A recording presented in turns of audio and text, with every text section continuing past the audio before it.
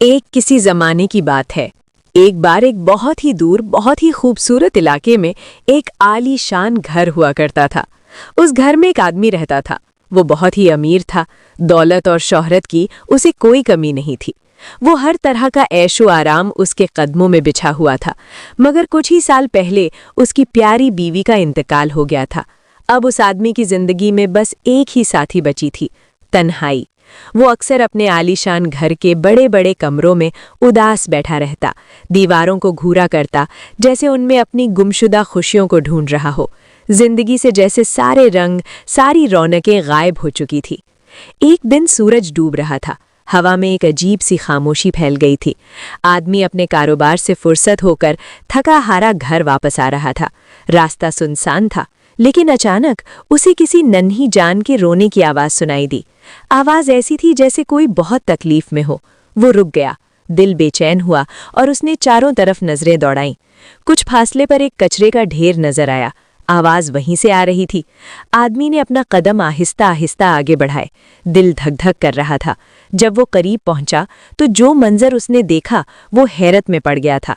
कचरे के बीच एक नन्ही सी बच्ची रो रही थी, छोटी सी और नाजुक, हद से ज्यादा खूबसूरत।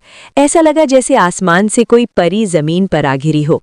उसका रोना, उसकी मासूमियत उस आदमी के दिल में उतर गई। उसका दिल तड़प उठा और आंखों में नमी तैरने लगी। वो एक लम्हा भी न रुका, फौरन आगे बढ़ा, बच्ची को उठाया और अपने सीने से लगाकर घर ले आया। बच्ची अभी भी रोए जा रही थी। आदमी ने नरमी और आहिस्ता से कहा, अरे मेरा बच्चा, तुम्हें भूख लगी है ना? मैं अभी तुम्हारे लिए दूध लाता हूँ। वो जल्दी से किचन में गया, एक साफ धुला हुआ प्याला लिया, उसमें गर्म दूध डाला और साथ में एक छोटा चम्मच लेकर वापस आया। जैसे ही उसने दूध का पहला चम्मच उस नन्ही बच्ची के मुंह में डाला, एकदम से बच्ची की चीखें बंद हो गईं और बच्ची ने बहुत ही मासूमियत से मुस्कुराना शुरू कर दिया। उस एक मुस्कुराहट ने आदमी की रुकी हुई जिंदगी में जैसे नई जिंदगी मिल गई हो। आदमी की अपनी कोई औलाद नहीं थी, इसलिए उसने उसे अपनी बेटी बना लिया। अब उसकी बेरंग जिंदगी में रंगों की बहार आ गई थी। वो उसका ख्याल रखता, उसके नाज नखरे उठाता और उसके लिए हर चीज़ लेकर आता। उस बच्ची के आने से आदमी की जिंदगी में हकीकी खुशियां लौट आई थीं और इसीलिए उस आदमी ने उसका नाम मुस्कान रख दिया। वो अपनी बेटी से बेहद प्यार करता था। वक्त गुजरता गया और आदमी ने महसूस किया कि उसे एक माँ की ज़रूरत है जो दिन रात मुस्कान का ख्याल रखे। कारोबार की वजह से मशरूफियत भी बढ़ती जा रही थी और आदमी को फिक्र थी कि वो अपनी बेटी को वक्त नहीं दे पा रहा। एक दिन उसने ये सोचकर दूसरी शादी करने का फैसला किया। उसकी दूसरी बीवी का नाम सोफिया था और उसकी भी पहली शादी से एक बेटी थी जिसका नाम मोना था। आदमी ने सुकून का सांस लिया कि अब उसकी बेटी का ख्याल रखने वाली मिल गई है और वो बेफिक्र होकर अपने काम पर जाने लगा। मगर अफसोस, सोफिया का दिल पत्थर का था। आदमी के सामने तो वो मुस्कान को बहुत लाड प्यार करती, उसे गोद में उठाती, मगर जैसे ही आदमी काम पर निकलता उसकी सारी मोहब्बत सिर्फ अपनी बेटी मोना के लिए होती। वो खुशी को बिल्कुल भी तवज्जो ना देती थी। वक्त गुजरता गया और जल्द ही दोनों बच्चियां जवान हो गईं।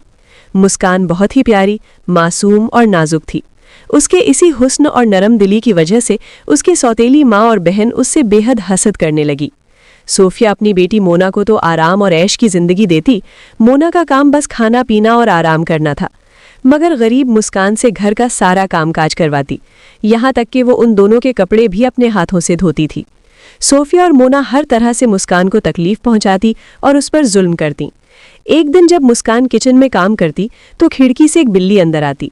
वो बिल्ली मुस्कान की बेहतरीन दोस्त बन गई थी। मुस्कान उससे अपने दिल की बातें करती और थोड़ी देर के लिए खुश हो जाती, मगर सोफिया को ये बात भी बिल्कुल पसंद नहीं थी। एक दिन मुस्कान बगीचे में पौधों को पानी दे रही थी। सोफिया ने उसे प्यार से बुलाया और मीठी आवाज में कहा, मैंने आज तुम्हारे लिए बहुत अच्छा खाना बनाया है, आओ आकर खा लो। मुस्कान हैरान थी। ये जिंदगी में पहला मौका था जब उसकी माँ ने इतनी नरमी से बात की थी। मुस्कान फौरन जाकर मेज पर बैठी और खुशी खुशी खाना खाने लगी। जब वो खाना खा रही थी तो मोना ने शैतानी मुस्कुराहट के साथ कहा, इतनी अच्छी लग रही है तुम्हें तुम्हारी बिल्ली को खाने में। इतना कहना था कि मुस्कान के हाथ से चम्मच छूट गया और उसे फौरन उल्टी आने लगी। क्या कहा तुमने? तुमने एक मासूम जानवर को पका दिया। वो जमीन पर बैठकर बेतहाशा रोने लगी। उसे यकीन नहीं आ रहा था कि वो इतने जालिम हो सकते हैं। सारी रात वो बिलखती रही और सो नहीं सकी। अगली सुबह सौतेली माँ ने उसे फिर हुक्म दिया, अरे जाओ, हमेशा घर में पड़ी रहती हो, जाकर गाय के लिए घास काट कर ले लाओ। मुस्कान ने अपना टोकरा कंधे से लटकाया और दिल में दर्द लिए खेतों की तरफ चल दी। सारा दिन उसने घास काटी और शाम हो गई। जब वो घास से भरा टोकरा लेकर वापस घर आ रही थी तो रास्ते में उसे एक जख्मी सफेद सांप दिखाई दिया। अरे, तुम कितने प्यारे हो, तुम्हें बहुत चोट लगी है, तुम्हें दर्द हो रहा होगा ना। मुस्कान ने सोचा कि वो उसे घर ले जाए, मगर अगले ही लम्हे उसे अपनी बिल्ली की दर्दनाक मौत याद आ गई। वो डर गई कि कहीं उसकी माँ और बहन उस सांप को भी मार न डालें। उसकी आंखों से आंसू बहने लगे। मैं क्या करूं? मैं तुम्हारी मदद करना चाहती हूँ, मगर मेरी माँ और बहन वो तुम्हें मार। कहकर वो कुछ कदम आगे बढ़ी, मगर फिर सांप की तकलीफ देखकर उससे रहा न गया। उसके दिल की नरमी ने उसके कदम रोक दिए। वो वापस पलटी और उस सांप को अपने टोकरी की घास में छुपा लिया और दबे पांव से घर ले आई। वो सीधी अपने कमरे में गई, सांप को बिस्तर पर रखा, फिर उसके जख्म पर दवा लगाई। अब तुम्हारा जख्म जल्दी ठीक हो जाएगा, डरो नहीं, मैं तुम्हारे साथ हूँ।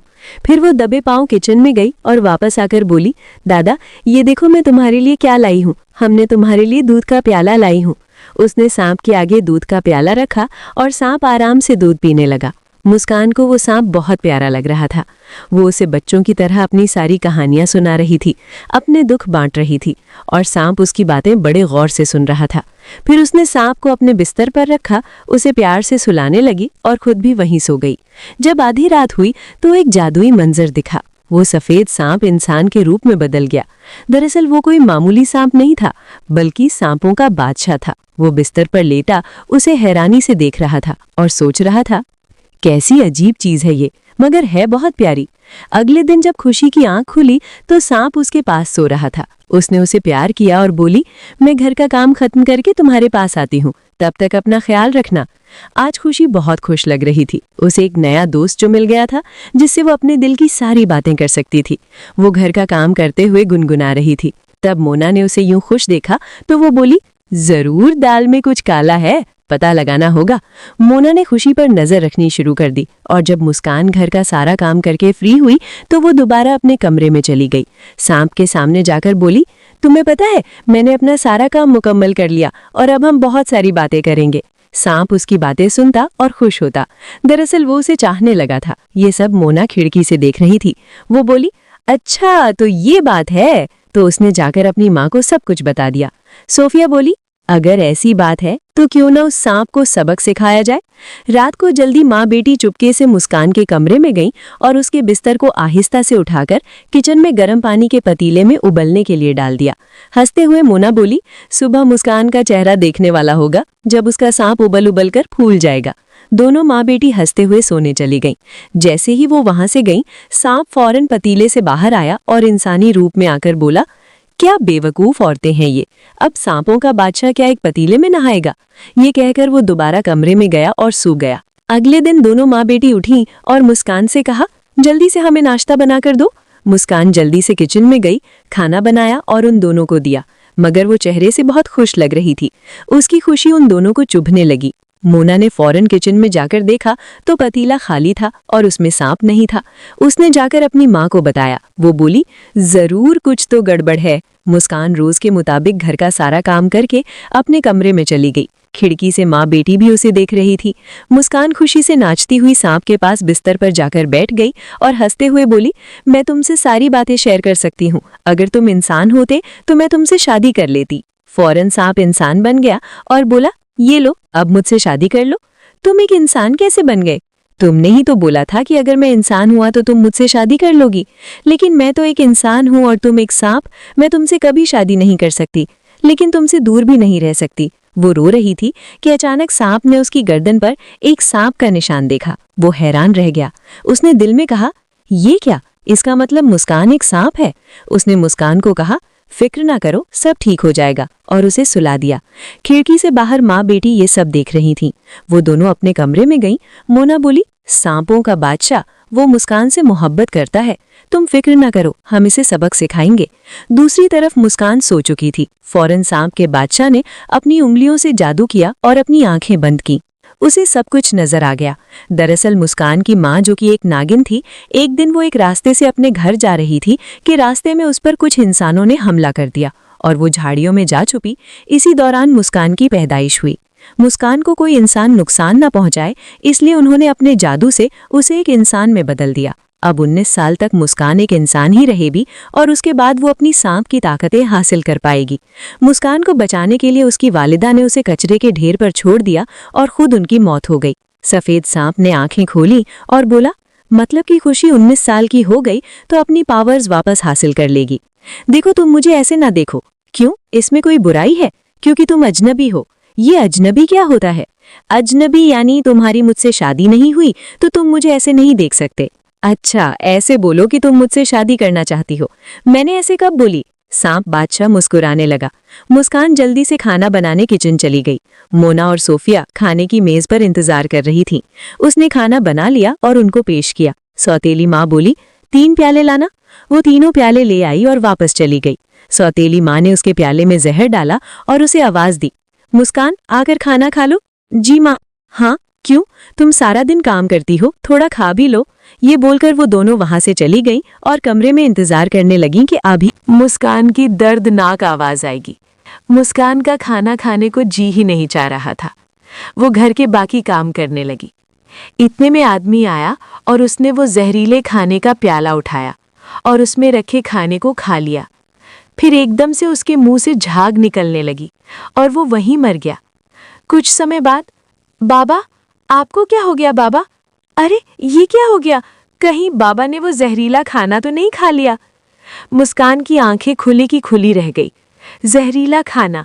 वो समझ गई कि उसे मारने की कोशिश में उन दोनों ने उसके प्यारे बाबा को मार दिया।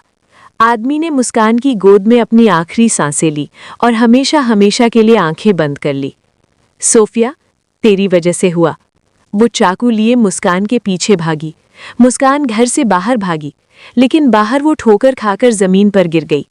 जैसे ही सोफिया ने चाकू से मुस्कान पर वार किया, एक बड़े से सफेद सांप की दुम ने मुस्कान को अपनी लपेट में उठा लिया। वो इतना बड़ा था कि सोफिया और उसकी बेटी दोनों डर के मारे जमीन पर गिर गई। वो कोई और नहीं, सांपों का बादशाह था। उसने अपने हाथ से जादू किया और एक बड़ा सा सांपों से भरा गड्ढा जमीन में बन गया। सोफिया और मोना इसी गड्ढे में जा गिरे और सांपों की खुराक बन गई। मुस्कान, तुम सिर्फ एक आम लड़की नहीं हो, तुम भी एक सांप हो। मैं और सांप? ये कैसे मुमकिन है? तुम्हें यकीन नहीं आता तो अपनी गर्दन देखो, वहां एक सुनहरी सांप का निशान है जो तुम्हारी असली पहचान है। तुम 19 साल की हो गई हो, यानी तुम अब एक हकीकी नागिन कहला सकती हो। फिर वो मुस्कान को अपने साथ सांपों की बादशाहत में ले गया, जहां उन दोनों की शानदार शादी हुई और वो हमेशा सांप राजा और सांप रानी बनकर खुशी खुशी रहने लगे। दोस्तों, ये कहानी कैसी लगी हो तो एक लाइक और सब्सक्राइब जरूर करें।